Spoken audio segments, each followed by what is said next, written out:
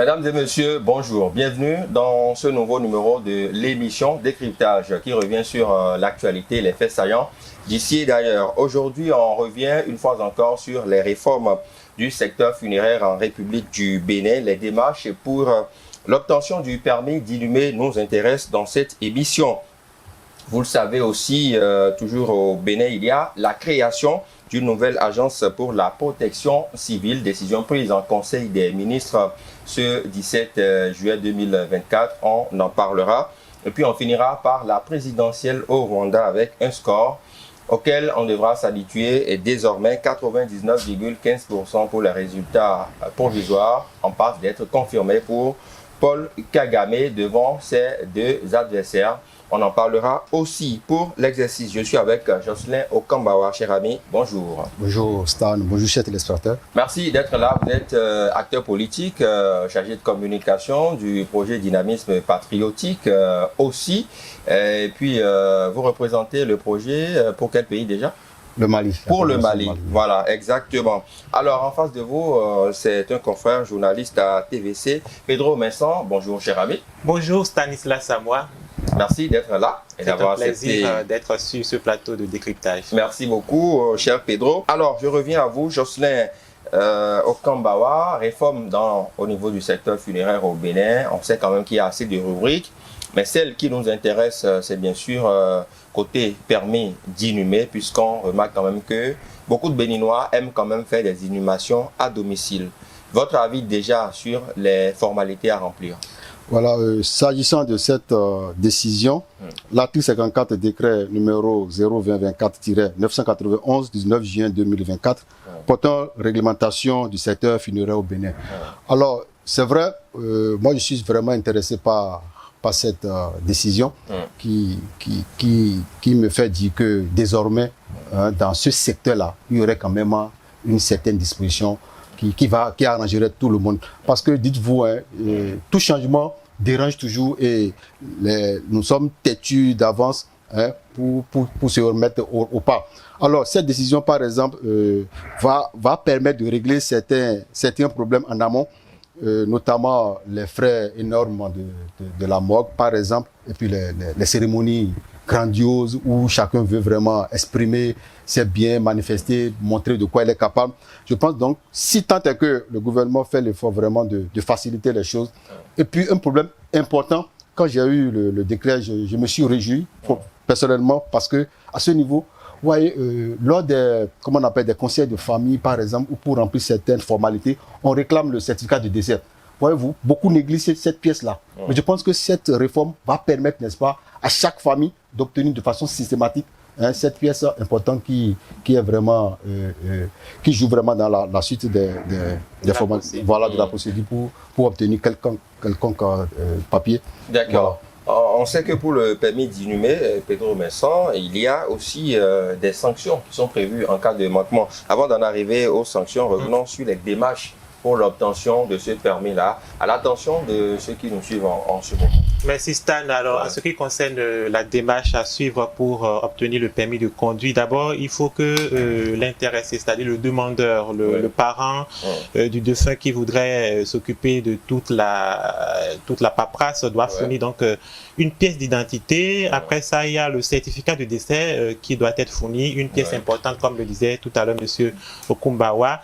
Et il y a une quittance d'achat de fosse de sépulture dans un cimetière et de la copie du titre de propriétaire des lieux lorsque l'inhumation est prévue à domicile ou dans un cimetière familial. Donc, je pense que c'est important que cette manière de faire soit réglementée aujourd'hui au Bénin.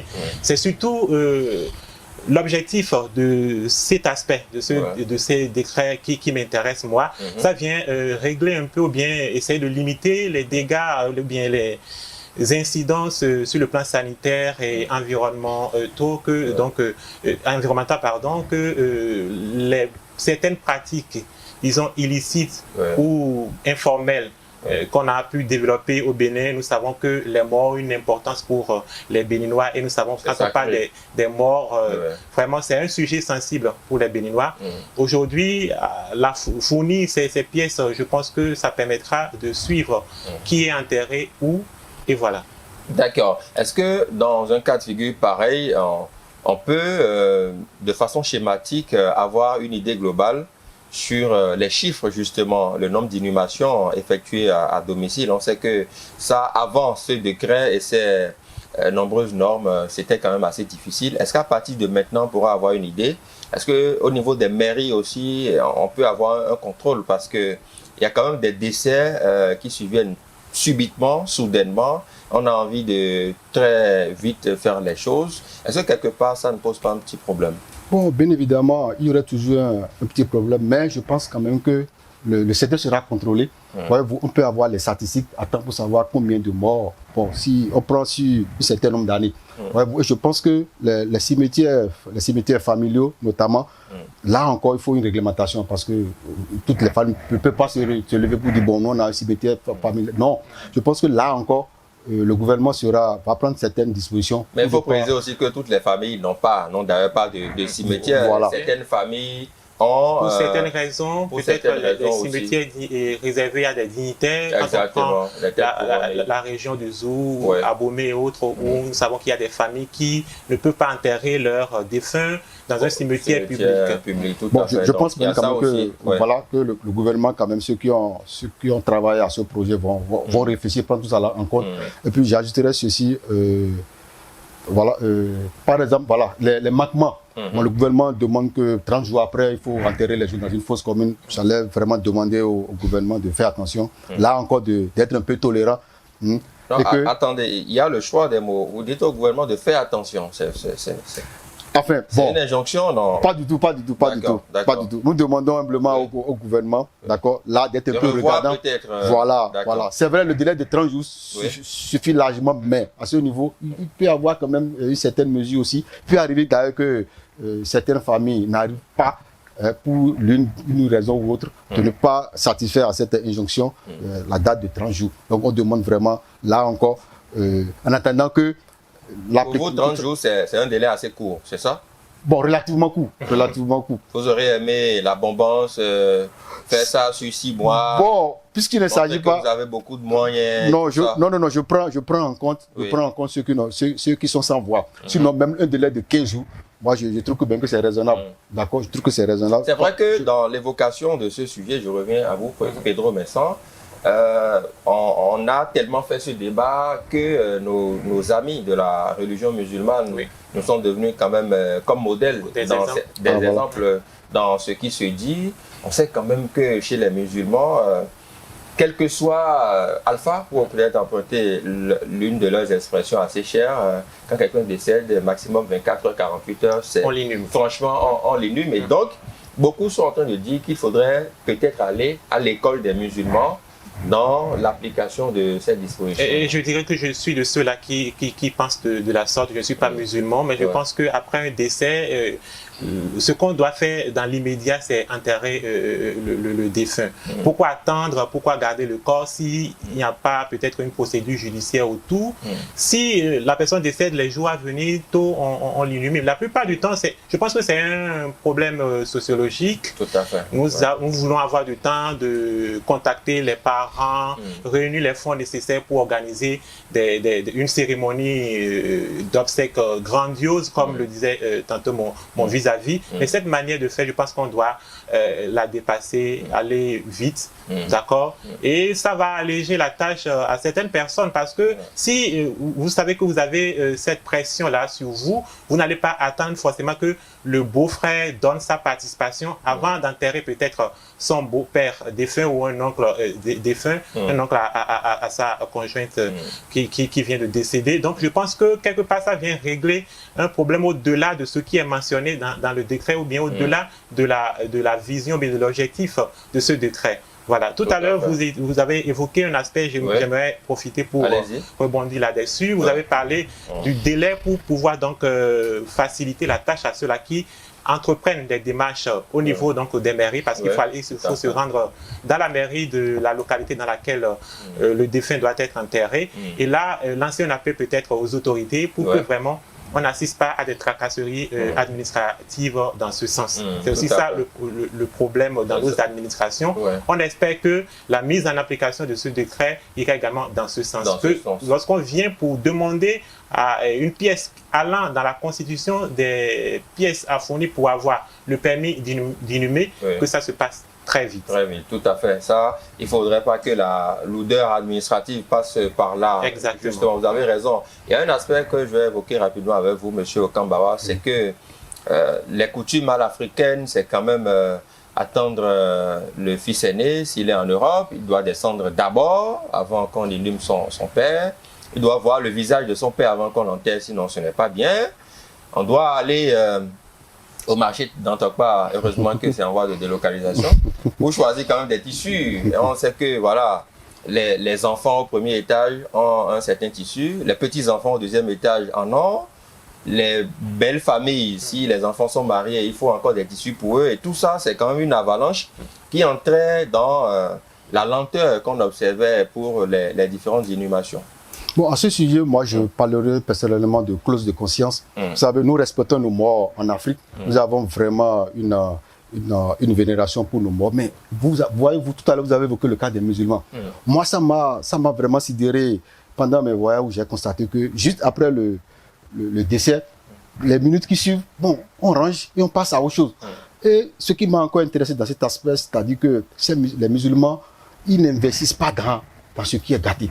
Ils se disent non, c'est fini, on range et on passe. Ah bon, c'est gâté déjà? Oui, c'est fini, c'est fini. Mais pourquoi nous on prend du plaisir à orchestrer toute une manifestation? Lorsqu'on met la personne sous terre, on peut toujours l'honorer, moi je pense. Voilà, ça continue, parce que là, on prend du temps, on sous-cotise beaucoup d'argent, on fait tout ça. Chez eux, ça, non. Quand c'est l'anniversaire, par exemple, ou baptême, vous allez voir le musée, on va investir dedans. Voilà. Là, c'est une situation de réjouissance. On célèbre la vie. Voilà, on célèbre la vie. Donc, personnellement, qu'on attend le fils aîné, qu'on a cherché un pagne. Mais s'il ne descend pas, on ne peut pas inhumer son père. C'est quand même le fils aîné. Bon, je pense qu'à un moment donné, on doit dépasser certaines considérations. Parce que, qu'il soit là ou non, je pense que le défunt sera enterré. Il doit venir voir là où on doit enterrer son papa. Bon, tout à l'heure, vous voyez, chacun est attaché à sa culture. Je pense qu'à un moment donné, on doit faire ce qu'on appelle le dépassement. Parce que là, la question est cruciale. La question est vraiment cruciale. Et puis, tout ce qu'on investit dans ces situations de cérémonie, vraiment, c'est énorme. C'est énorme. Il faut qu'on comprenne sincèrement que, à tout point de vue, le gouvernement veut quand même nous soulager. Moi, je pense que si même, c'est vrai, il y a la loi, l'esprit de la loi, si on peut même revenir au délai de 15 jours, tout à l'heure, je parlais des 100 voix, mais je préfère qu'on peut toujours penser à réduire même les jours. Mais à ce niveau, il faudrait quand même, comme vous l'avez su bien le dire, qu'on revoie les tracasseries administratives, qu'on rende ça vraiment de façon fluide et permettre à chacun de vite activer ces pièces et passer à autre chose. Dégager même des services dédiés à ça. Voilà. Dans les mairies.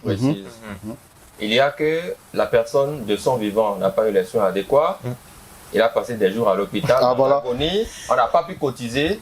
Patatras, la personne décède et subitement il a tout un beau monde. On veut cotiser des millions pour lui offrir des funérailles honorables. Stanislas, vous ne nous apprenez rien sur ce plateau. C'est des situations que nous connaissons tous et c'est déplorable.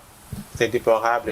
Tous les Béninois ont conscience de cela et je pense qu'il y a une frange de la population qui n'est pas trop pour cette manière de faire là. On célèbre les morts plus qu'on devait célébrer la vie, ou bien on préfère investir dans les morts plus qu'on devait investir peut-être sur un parent proche. Et parfois, il se trouve qu'on cotise pour ces cérémonies et il y a peut-être un proche qui a juste besoin je sais pas, de 100 000 pour commencer une activité. Mais on ne met pas ces moyens-là à sa disposition. Mais il suffit que cette personne décède, mais on a le temps quand même, on trouve les stratégies nécessaires pour réunir les fonds. Je pense que désormais, s'il faut attendre que tout le monde cotise avant de mettre un défunt sous terre et que ça dépasse les 30 jours, votre parent décédé va se retrouver dans une fosse commune. J'ai envie de dire à prendre ou à laisser. À laisser, tout à fait. Bien sûr, le décret est appliqué.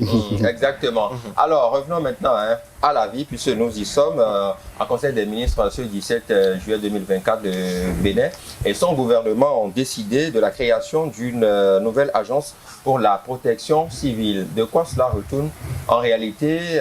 On en parle maintenant. Vous avez lu un peu la décision, M. Okambawa. Oui, qu'est-ce qu'on en retient? J'ai parcouru rapidement l'article, Ouais. voilà, et qui stipule qu'il y a désormais la création d'une agence civile. Ouais. C'est venu à point nommé. Ouais, c'est des initiatives comme ça que nous, au niveau de DP, nous encourageons, parce que vous allez constater que cette décision va favoriser beaucoup de choses, va rendre le service plus efficace.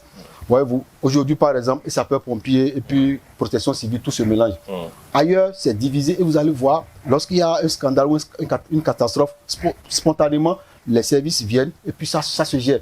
Alors, à ce niveau, vraiment, je félicite beaucoup le gouvernement et je demande à ce que vraiment qu'on mette les hommes qu'il faut pour vraiment accompagner cette initiative qui va permettre à ces agents-là d'être plus efficaces, d'être plus prompts sur le terrain et de réagir efficacement. Pedro, revenons à l'objectif ou à l'objet qui motive justement la mise en place d'une telle agence. Alors, après, bien sûr, le point de presse du porte-parole du gouvernement, à la rédaction à laquelle j'appartiens, lorsqu'on a eu vent de ça, tout de suite, on s'est tous demandé, mais il y avait une structure similaire, il y a une structure qui s'occupe de ce qui est protection civile, mais c'est après avoir, bien sûr, pris connaissance du relevé du Conseil des ministres que j'ai pu comprendre, bien sûr, l'objectif. J'ai pu comprendre que là, ici, il s'agit de faire un travail en synergie d'action, c'est-à-dire entre déjà le personnel ou bien les compétences au niveau de la structure, je ne me rappelle plus trop du nom de la structure qui s'occupe bien sûr de ce sujet, qui va désormais travailler avec un détachement ou le groupement des sapeurs-pompiers. Donc il y aura du personnel du groupement des sapeurs-pompiers qui sera mis à la disposition donc, de cette agence. Et ici, il ne s'agira pas que de gérer les catastrophes, les aléas, les sinistres et autres. Il s'agira aussi de travailler à anticiper, à prévenir les catastrophes. Donc, je pense que c'est fondamentalement ce qu'il faut retenir.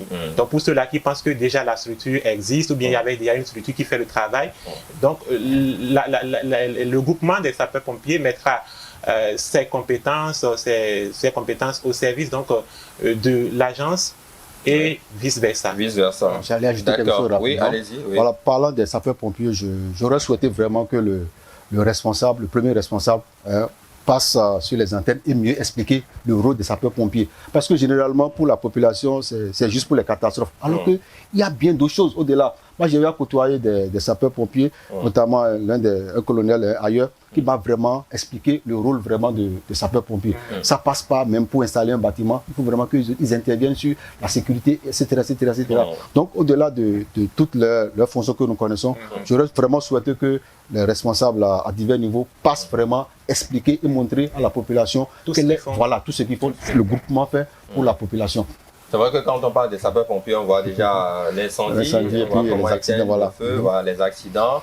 Et même un extincteur, beaucoup ne savent pas à quoi ça sert. Ça peut étonner, mais beaucoup ne savent pas à quoi ça sert. Je pense que c'est un élément dans les bâtiments. Dans les bâtiments, alors que... Mais plus c'est joli, c'est accroché, bon voilà. Tout à fait. Et il y a la façon de l'utiliser aussi. Moi, j'ai suivi des formations pour ça. Il y a la façon de prendre l'extincteur en cas d'incendie, la façon de le déclencher. Donc, il y a tout un tas de choses qu'il faut quand même...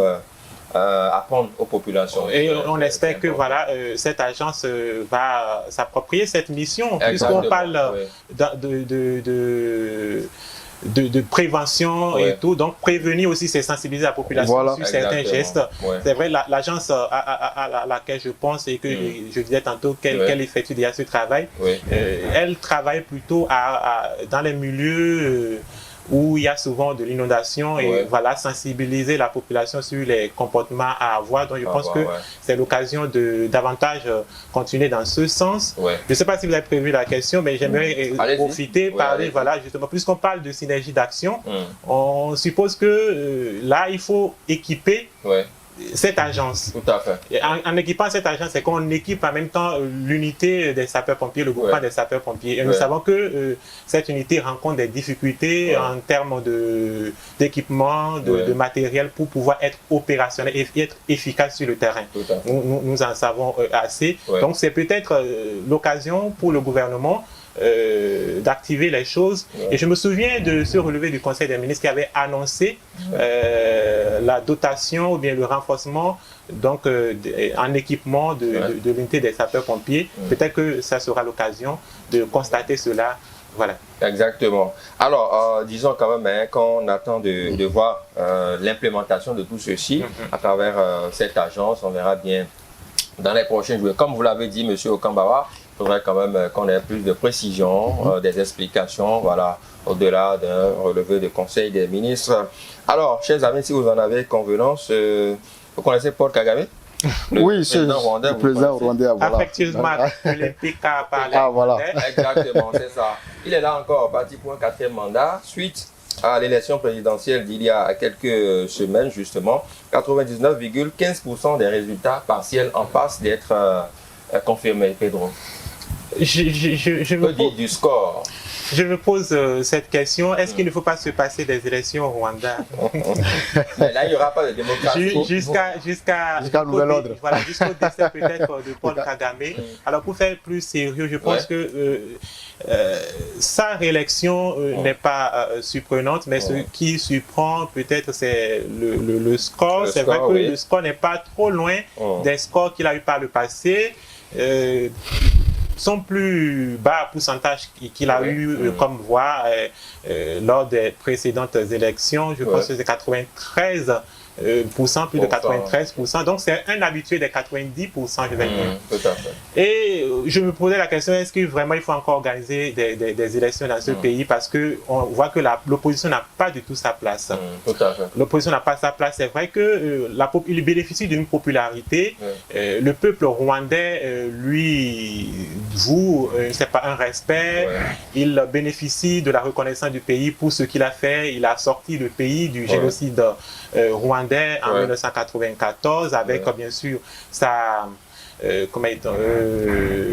son parti qui était bien sûr une rébellion, le Front patriotique rwandais, je pense que c'est bien ça.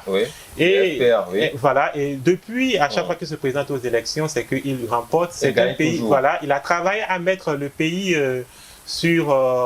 parmi les grands pays d'Afrique, j'ai envie de dire même du monde, parce que ces dernières années, le Rwanda a connu une croissance fulgurante, voilà, et c'est connu de tous. Mais à côté de ça, qu'en est-il des libertés et qu'en est-il bien sûr donc du respect des droits de l'homme, parce que c'est un régime qui est fortement critiqué, l'un des régimes les plus critiqués sur le continent du fait des dérives, voilà, donc oui, Paul Kagame est encore là avec 89,15%. Pour un 4e mandat. Pour un 4e mandat. Et puis, il a encore la possibilité de se présenter à une prochaine élection. Voilà. Et je pense qu'il y a une réforme constitutionnelle en 2015 au Rwanda qui lui permet d'être là jusqu'en 2035. 2034. D'accord. Alors, depuis que moi, je ne conseille pas sur les informations d'actualité, j'entends le nom de Paul Kagame et tout, donc il est là encore. Est-ce que quelque part, pour l'image de ce qu'on peut appeler démocratie en Afrique, est-ce que c'est bon, M. Okambawa, 99,15%, pratiquement écrasante pour ses adversaires, ses challengers, ils sont deux qui ont à peine 0, et quelques %. Est-ce qu'il faut dire qu'ils sont des challengers? Bon, en tout cas, c'est ce qu'on peut observer quand même. Est-ce que quelque part, ça ne fait pas non sérieux? J'ai envie de dire que ce n'est pas sérieux en fait ce qui se passe au Rwanda. Il est adulé, Pedro l'a rappelé, il a fait beaucoup de réalisations pour le pays. Mais cela fait-il de lui le seul Rwandais intelligent capable de diriger le Rwanda? Voilà, parlant de la politique, il y a Robert Greene qui dit que quand vous avez des adversaires, il faut les bannir. Il faut de les écraser, il faut les bannir. Je pense que Kagame est dans cette dynamique. Voyez-vous, aujourd'hui, c'est à croire qu'il est le seul homme plus fort du Rwanda. Mais si on part du postulat que le peuple mérite le président qu'il le faut, je pense que nous sommes dans cet esprit-là. Et Kagame aujourd'hui au Rwanda, il n'y a personne qui puisse véritablement prendre la parole pour aller contre Kagame. Donc il est resté le seul, le puissant, qui fait sa loi. Mais la bonne question, c'est de savoir est-ce qu'il n'existe pas vraiment un autre homme politique dans ce pays-là pour véritablement représenter le Rwanda. Je pense qu'il y a toujours quelqu'un. Mais puisque nous sommes à l'aide de Kagame, on va l'observer. Et on verra encore de quoi elle est capable. Parce que, quoi qu'on dise, depuis les désastres de génocide jusqu'à nos jours, il est resté au pouvoir. C'est vrai, même s'il a réussi à un moment donné à redresser le pays, je pense qu'à un moment donné, il doit pouvoir quand même prendre vacances. Et et aider ceux qui seront là à Est-ce qu'il n'y a pas, continuer. Pedro, on va finir par là, est-ce qu'il n'y a pas l'usure du pouvoir? Vous êtes là à un même poste depuis des années, les générations qui se succèdent ne connaissent que vous. Est-ce que quelque part, ça, on ne finit pas par s'user véritablement à force de se frotter à ça, puisque tout le temps c'est lui et tout, il va finir par se planter comme un ordinateur, il ne proposera plus rien de meilleur aux Rwandais. Avant que Pedro ne prenne la parole, je pense que la crise au nord-est de Congo, puisque Kagame, M23, il est interpellé par ce qui se passe là. Je pense que c'est aussi l'une des raisons qui va l'aider à se maintenir au pouvoir, parce que je pense qu'il ne veut pas laisser l'est de Congo là, parce que il sait que ce qu'il a là-bas. Il a un intérêt dans l'est du Congo? Il a un intérêt, il a vraiment un intérêt dans l'est du Congo. Parce que, oui, de par le passé, il a été démontré quand même que les ressources qui se retrouvent dans ce milieu-là, il aurait vraiment participé à l'exploitation de ces ressources-là pour pouvoir construire son pays. Vous allez voir, c'est ça qui aujourd'hui remonte les Congolais. Et à ce niveau-là, vraiment, il y a beaucoup de sommets pour régler la situation, mais ça persiste toujours. Donc Kagame au pouvoir, je pense qu'il va toujours avoir son regard sur ce côté-là, l'est du Congo. Alors, votre question de savoir si Paul Kagame va s'user au pouvoir, franchement, je ne sais pas comment répondre à cette question, mais je dirais tout simplement qu'il a réussi en 30 ans à instaurer un régime, une monarchie dans une démocratie. Et est-ce qu'il va s'user? Je ne pense pas. Et son objectif, je pense que c'est de rester là jusqu'à la fin de ses jours, même si on le disait tantôt qu'en 2030, après 2034, il ne pourra plus se présenter, mais reste à savoir si cela sera modifié. Exactement, reste à savoir si ça sera respecté. Ce qui est sûr, c'est qu'aujourd'hui, Paul Kagame règne en maître sur le Rwanda. Les Rwandais l'apprécient, si on se fie bien sûr à ce qui est relayé dans les médias rwandais, parce que là-bas, les voix qui le critiquent ne sont pas entendues.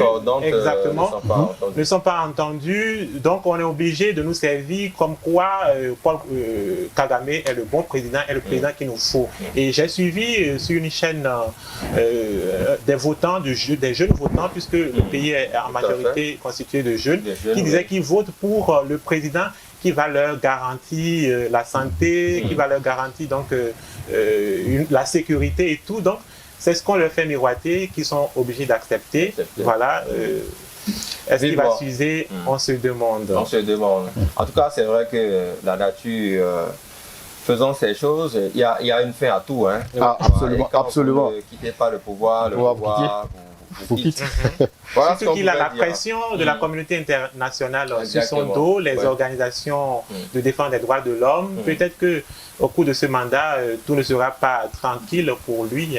Même s'il travaille bien sûr à imposer le Rwanda sur la scène internationale. C'est aussi ça l'un de ses objectifs aujourd'hui. Tout à fait. C'est vrai qu'on va ouvrir le débat peut-être pour y revenir une prochaine fois. Je voudrais ouvrir le débat en comparaison à la Libye. On sait que, oui, on a crié sur tous les toits que Muammar Kadhafi dans ce pays a régné en maître, il a fait des années et tout. Mais on a constaté quand même qu'après son départ, la Libye, franchement, c'est un désastre. Et beaucoup de Libyens auraient aimé aujourd'hui que Kadhafi soit là et continue par régner en maître que ce à quoi on assiste. Donc parfois, face à ce qui pourrait sembler peut-être l'éternisation de quelqu'un au pouvoir, il y a des réalités qu'on ne maîtrise pas toujours, parce que après Paul Kagame, il y a qui justement? On peut se poser la question. Et même s'il décide de quitter le pouvoir aujourd'hui, est-ce qu'on ne va pas tomber dans le vide avec des situations qu'on ne saurait pas maîtriser? Vous faites bien d'ouvrir donc le débat dans ce sens, parce que ce que peut-être Paul Kagame ne sait pas, ou peut-être qu'il le sait, c'est le risque auquel il expose son pays. C'est-à-dire après son départ la déchéance, vraiment le pays va... Parce que aujourd'hui, qu'on le veuille ou pas, il constitue le pilier du pays. Tout à fait. Voilà, à maîtriser. Il devait travailler peut-être à passer la main. Est-ce qu'il le fait? On se demande. Pour quelqu'un qui est là depuis 30 ans, qui ne veut pas quitter, voilà. De toutes les façons, personne n'est assez fort pour être le maître. Donc, le revers de la médaille est là. Ceux qui sont interdits de parole aujourd'hui vont ruminer, eux ils vont s'exploser. Et on ne souhaite pas ça au Rwanda, parce qu'au moins il a réussi à construire le pays à un moment donné. Mais qu'ils prennent conscience que il doit quand même passer la main et passer à la démocratie. De la démocratie. Parce que même la communauté internationale, je pense qu'un jour, s'il n'y a pas véritablement des gens dans le pays pour pouvoir accompagner la communauté internationale, je pense que ça va être pas une peine perdue. Parce que la communauté internationale aussi, bon, ils sont obligés de coopérer, de négocier avec eux. Eux, ils ne vont pas venir de main forte, ils ne vont pas venir avec les armes. Et donc, il faut véritablement qu'il y ait une révolution à l'interne pour que la communauté internationale puisse intervenir et faciliter les choses. Voilà. D'accord. Chers amis, merci beaucoup d'être passés par ici. Voilà ce qu'on pouvait dire sur ces différents sujets. Merci pour votre contribution à ces échanges qui ont quand même été enrichissants. Merci pour l'invitation. Merci beaucoup. Merci. C'est un plaisir. Plaisir partagé. Journaliste à TVC, bien de choses à toute la rédaction. Je ne manquerai pas. Merci beaucoup, que je connais bien par ailleurs. Merci beaucoup à vous, Monsieur Okambawa. Vous êtes acteur politique. Vous êtes représentant de dynamisme patriotique au Mali. Par ailleurs, chargé de communication de ce projet-là, qui prévoit des choses pour les années à venir. On ne va pas en parler maintenant. Voilà. Vous aurez votre plateau pour en parler. Je voudrais à mon tour remercier toutes les équipes en régie et de réalisation autour de ce programme que j'ai eu le plaisir de vous avoir présenté. On se retrouve demain avec le même plaisir. Au revoir.